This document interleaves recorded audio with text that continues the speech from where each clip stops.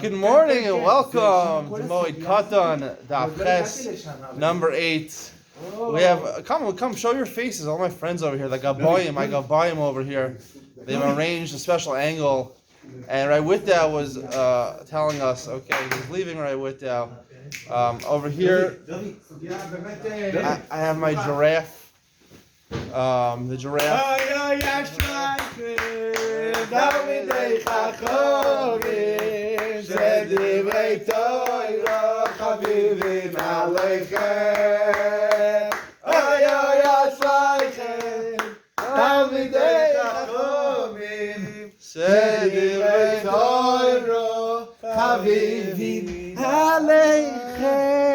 Oh yeah, there you go. All right. We have capped off another unbelievable shiur today. The giraffe is going to listen to the shiur. Of course, if you know why I brought a giraffe, it's because you're supposed to go to the zoo on Chol Moed, so you might encounter a giraffe there. Chol Moed Pesach is coming up. Gam zoom letova. Gam zu letova. Zoo. No. Gam zu letova. We forget about gam and forget about tova. Rak omrim b'chol hamoed zoo. All right. Anyway, this is the beginning of the shiur, and we dedicated it to Aaron Tzvi ben Moshe, who is the late grandfather of my friend David over here. It's his yahrzeit today, Lilin Shmaso. Again, we were talking about Rav Gifter over here. Rav Gifter, the beginning, as you can see over here in the corner over here, is the stender of the Rav here, Rav Shulman. Rav Shulman is the rabbi of Telstone, the municipal rabbi of Telstone. He is the brother of Baruch Sorotskin, whose son is Shalom Ber Sorotskin, who is the reshet, the network of kollel and yeshivos in Eretz Yisrael. They raised approximately $45 million a year to keep it going. He is known, and he's the nephew of his Rav, and he's also the rabbi here. Is the son-in-law of Rav Sorotskin from Telz Yeshiva. I don't believe he's alive anymore. He was a Yeshiva in Telz, and it has connection. It's funny. It's called Telstone because originally it was started by a combination of Eliezer Sorotskin, who was another son of the late Rav Shiva from Telz, Cleveland, and the main donation was given by Irving Stone, who many of you know from the Stone Chumashim. If you've ever had those big blue ArtScroll Chumashim they have in most shuls, to help you follow along. So they have, he was the founder of American Greetings cards, birthday cards, greetings cards, well wishes cards. Those cards, the main competitor of Hallmark. I think they were number 2, but he made a lot of money off that. He donated most of the land here. That's what's called Telz Stone. Telz because the yeshiva of Telz had a branch. They wanted to open a branch. That was his idea. To open a branch of Telz Yeshiva in Eretz Yisrael, and they opened it here in this neighborhood.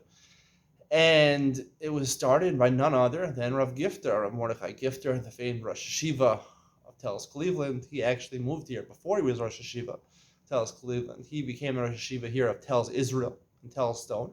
They lived here for 2 years. He said in the biography of Gifter, it says, he couldn't imagine the hasmada that they learned with 2 years. Whatever they used to cover in a whole year, let's say they did 10 blot in a whole year, he did 40 blot in a whole year, or one zman, I think, even 40 blot.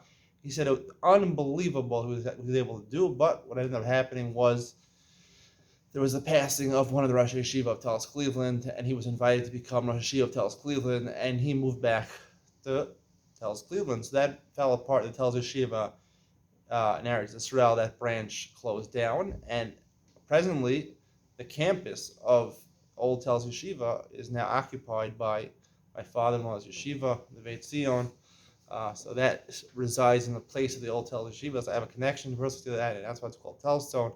And the rabbi here is also the son-in-law of Rosh Yeshiva from Telz Cleveland. All right, let's get started. I have the giraffe in back of me. I don't know if this looks funny or not. I mean, it kind of looks kind of funny, but I'm going to rely on my team of experts over here that they think it's good for my publicity to have a giraffe here in the background. Let's get started. The bottom of Zion is we were talking about yesterday, that the Kohen has the option of whether he wants to look at a tzaras or not. Even though everyone knows, it's public knowledge, this guy has a lesion, has a tzaras on his skin, the Kohen does not have to look at it, and therefore on the Moed he wouldn't look at it. So Rabbi Yehuda says the reason is because of a mitzvah of a Yom Hero's bow. From that drush of Yom Hero's bow, there is a days that you see it and days that you don't see it. And Rabbi says you don't need that pasuk. He says we learn of Siva HaKohen Upanos Abayis when you find a nega in a house. So shalom. Chaverim shelo asat. Siva HaKohen that the Kohen commands you to clear out the furniture of the house before he declares a tameh. So therefore, even for Dvar Shus, Kol Shkei for a Dvar Mitzvah. So Rabbi Yehuda, why did Rabbi Yehuda learn from Rabbi's pasuk? The chiddush, that's a chiddush. It's a special limit over there by house.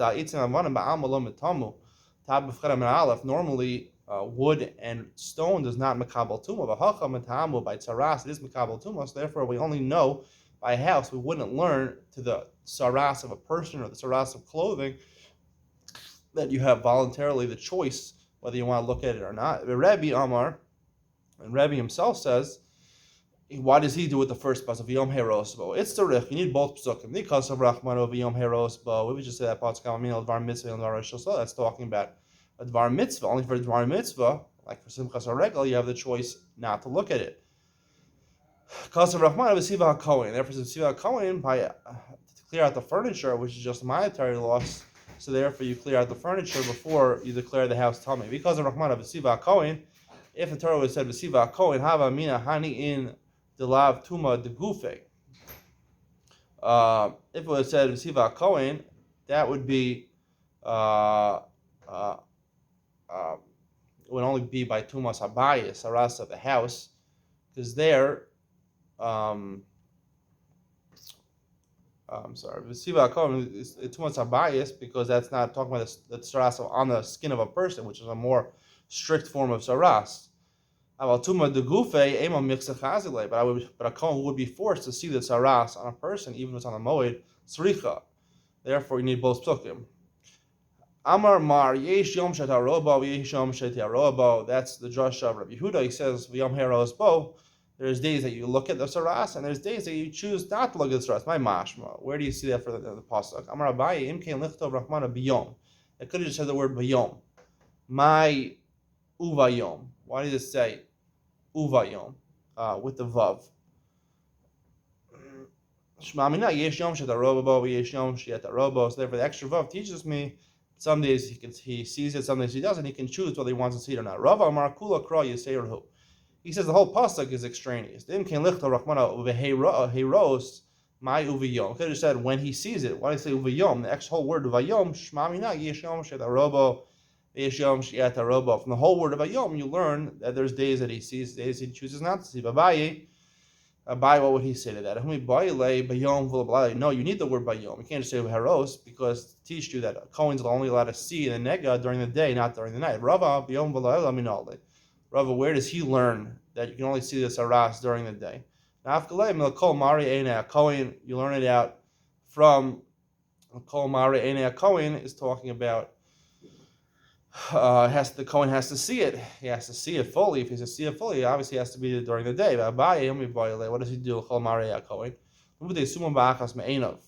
says the Kol Mare and Kohen has to be the entire vision of the Kohen. So therefore, if the Kohen is blind in one eye, he's apostle for seeing, for overseeing or seeing whether it's considered saras or not. Rava, he also needs this drasha to exclude a summa ba'achas me'enav.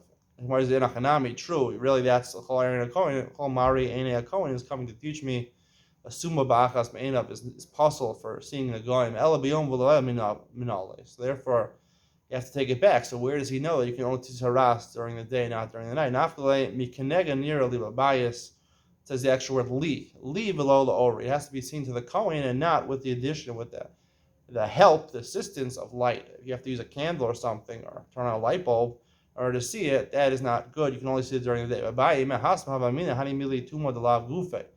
If it would have just said that pasuk, I would have said only tuma that's not on his body. Well, tuma the gufe afil oranami. Neganil device is talking about the house. I would have said you only have to see it directly during the day when you see the saras of a house. But the more chomer saras on the body, then you could even use a candle to declare him tamei. Kamash Mala, and therefore you need both psukim, one to tell me that by a bias and one to tell me by a person. Both psukim, you can only see the kohen only sees it during the day and not at night. Mishnah, V'od Amar Rav Meir. Rav Meir says, Malake Adam Atzamos Aviv Imo B'nei Simcha Hilo. A person's allowed, right? Sometimes if a person is buried in one place, you want to take out the bones or the dead body of the relative, and you want to bury and turn him somewhere else, and I'll bury him somewhere else. Let's say he was buried in America, you want to move his bones to Eretz Yisrael. He said, Rameir says you could do that. You could take the old bones out and put in a new burial, a new grave on the regal. Because it's simcha that he's burying them in the right place. Rabbi Yossi Omer avalhu lo yaorer adam al meso liaspideno kodem l'regel shloshim yom. Even though you're allowed to do this, you're not supposed to, while you're doing this, you're not supposed to encourage other people to get sad, and you certainly shouldn't eulogize them, even 30 days before the regal, even if this is including even if you're not moving his bones. Even 30 days before the regal, you're not supposed to give a hesped for a dead person. We'll see why in the Gemara. Raminahu, the Gemara says, someone who gathers the bones of his parents, he is mis'aba aleim kol hayom. So you see, he goes into avelus that day, erev, and mis'aba aleim. Once nightfall comes, he just potter from avelus. Amar Rav Chisda, afilu surin lo b'sadino. Even if the bones are in a blanket, even in a bag, you don't see the bones, you still have to mis'abel at least that day. So, and we know avelus is not something you're supposed to do on the regal. We know even the regal cuts off avelus. Right? If you have someone died right before the regal, the regal truncates, it cuts off the avelus. There's no avelus.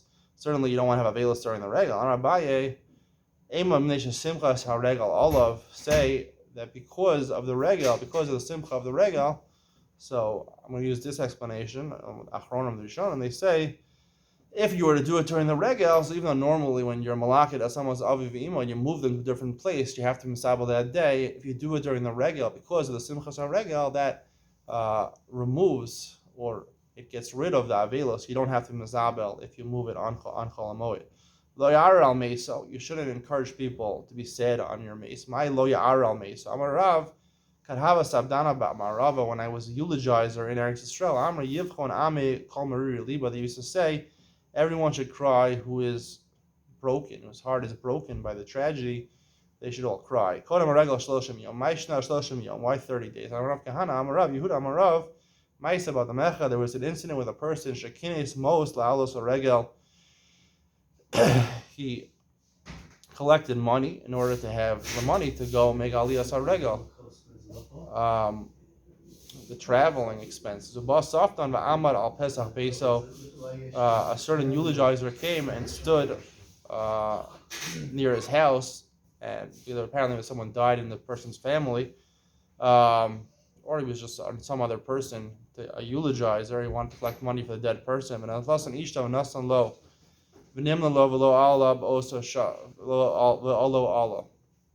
And his wife took the money for his travel expenses. She gave it to the eulogizer to pay for the eulogizer services. She felt that was a more important need than her husband going Larios Haregel. But also, 30 days before the regal, you have to learn the halachas of the regal, prepare for the regal, you gather money for the regal. So therefore, if you hire eulogizers during that time, if eulogizers are allowed to eulogize during that time, they need to be paid. We're concerned that people will take that money, give it to the eulogizer, especially if it's in your family, and not have the money, and they'll be nimna from simchas haregel. Shmuel gives a different reason. Lefi, the top of Katan Beis, Lefi, She'ein HaMeis Mishlakeach Min Alev Shloshim Yom.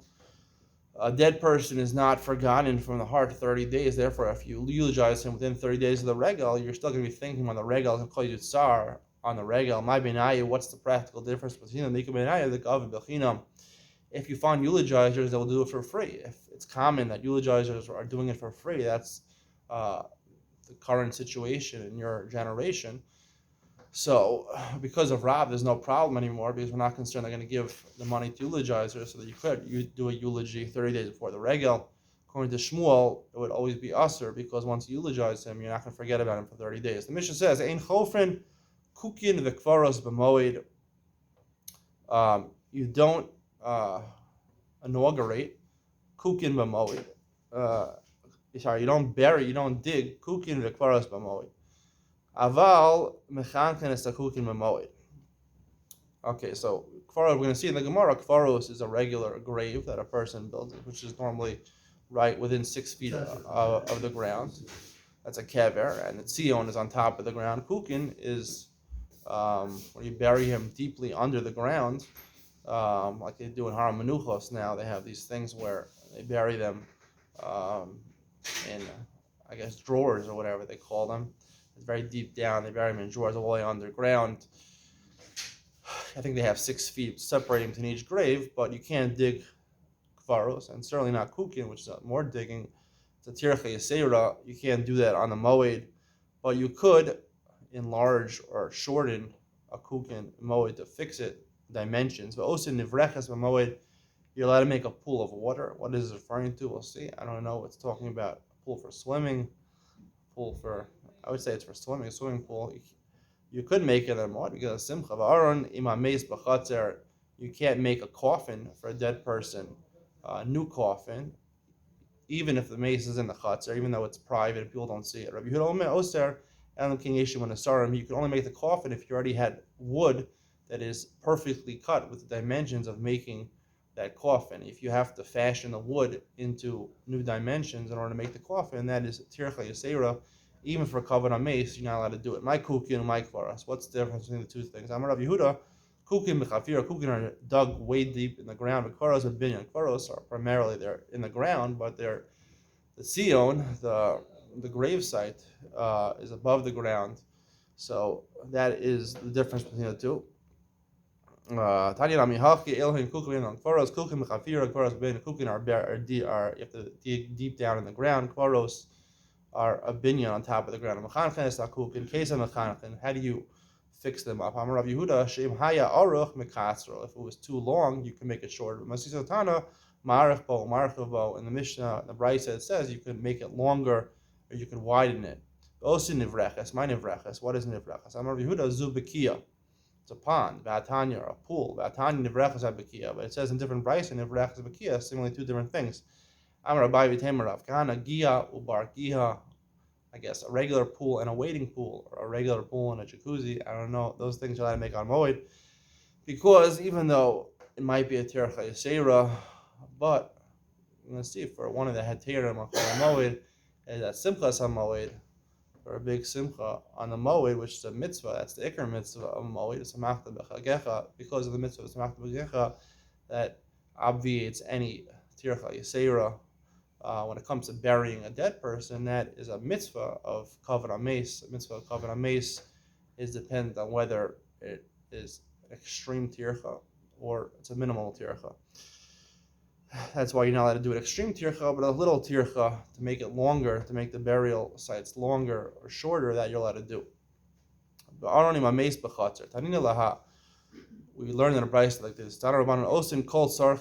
You're allowed to do any necessities for a dead person. If a person dies on the Chol Moed, goes in lo saro, you're allowed to cut the dead person's hair. Machapsin lo chsuso, you're allowed to wash his garments or the talis he's going to be buried in. Osin lo aron minasarin. You can make, like we said in the Mishnah, you can make a coffin as long as you had the boards cut up in the right dimensions to easily make the coffin. Erev Yom Tov, as long as they were prepared before Erev Yom Tov. Rav Shimon Omer, make it a little more. He says, as long as you do it in private, you can actually do Ma'isa Uman, you can do a big tircha as long as it's in private for the Tzarech HaMeis. Tzarech HaMeis is more important to allow even a tircha yisera. I noticed in Nashim B'Moed, the Mishnah says you can't marry a woman. Now, as my friend David pointed out, there is a Gemara on Daf Yud Ches in this Masechta that says that you're allowed to ma'aris a woman. You're allowed to get engaged to a woman on Chol Moed because you don't want someone else to take her first. But to get married to her, you can't do that on the Moed. We'll see why. Doesn't matter whether she's a virgin or almana. The Ba'ula of Yabmin, and you can't do Yibum, Nesha Simcha, Hilo, because all these things are make you happy. So you can, if you divorce your wife, you can get remarried to her, like David said. You're already married to her. It's not a simcha for you. Whatever, people do it. They get remarried. People get divorced. They're not happy with their wives. Then they realize that maybe they're not going to find anyone better. They're 65 years old. They have 12 kids that are all married. They're married off or not married off. They have 2 kids that are married off. They have 10 kids in the house. And they have to feed them and take care of them. And they want a wife to take care of their 10 kids. Maybe it's easier just to return your wife, to bring back your old wife. Kids are familiar with her. Not a simcha for you, but practically it makes sense to do it. A woman is allowed to make jewelry on a moed.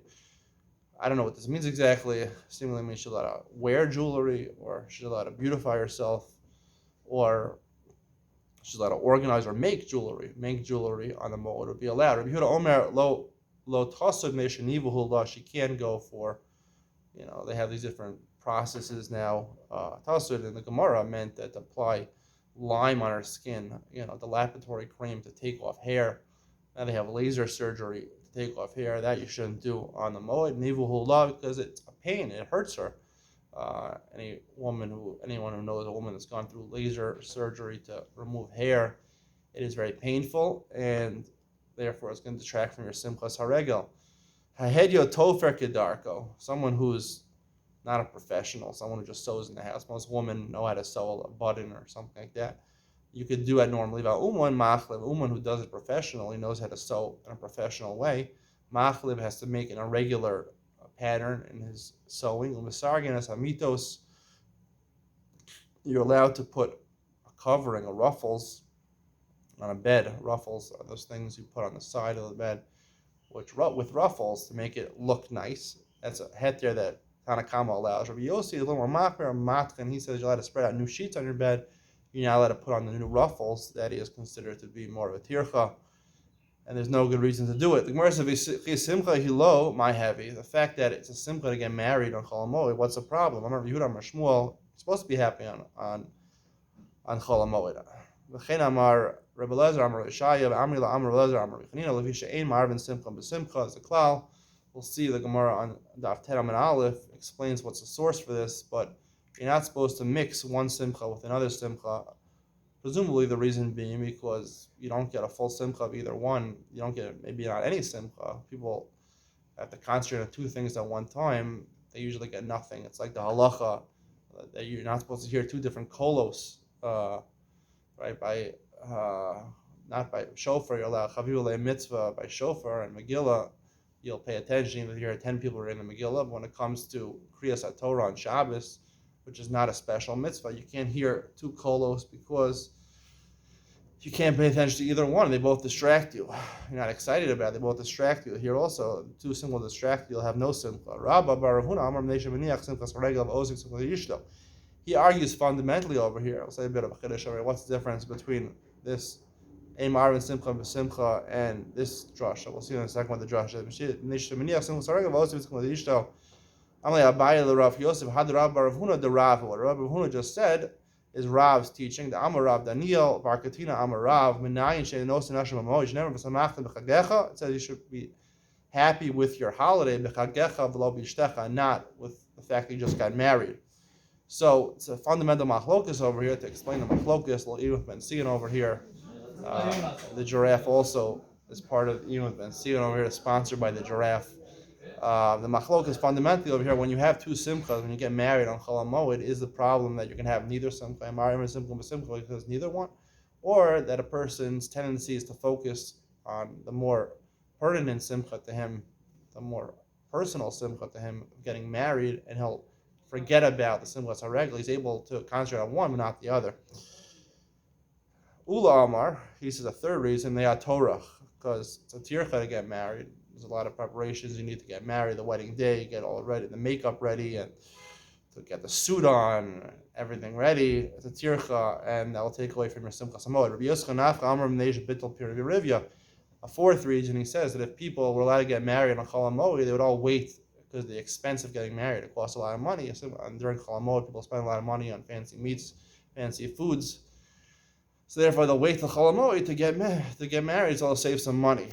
And they'll wait to Bittul Pir Rivya because they could have gotten married earlier, they could have had children earlier. All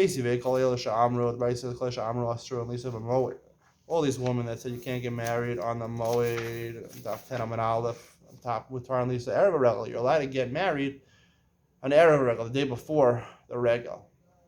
Kasha L'Kulu. It's a question on all of them because the Simcha is going to extend, right? The Simcha Sheva Brachot, or at least if you marry an Almana, it's at least 3 days. It's going to extend into the Regal, so it's a problem for all of them. Whereas there's Lo Kasha. Lamanda Amr, it's not a question for any of them. Lamanda Amr, Mishum Simcha.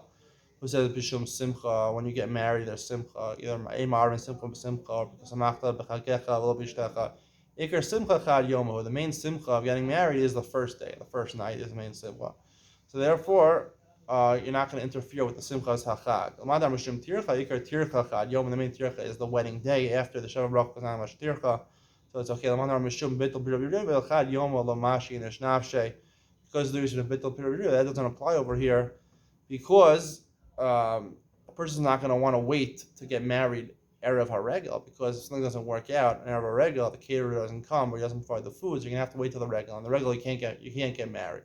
So therefore, people are not going to want to chance it, and they won't get married Erev HaRegel. They'll get married earlier. It will never be Bittul Pir Rivya if we allow people to get married on Erev HaRegel. Tomorrow we'll learn about the Makor of Eimar and Simcha B'Simcha. Me and my giraffe, we want to wish you a good day. Say goodbye to the giraffe. The giraffe says goodbye with the right leg, left leg. My friend, another one of my friends. All right, see you tomorrow. Bye.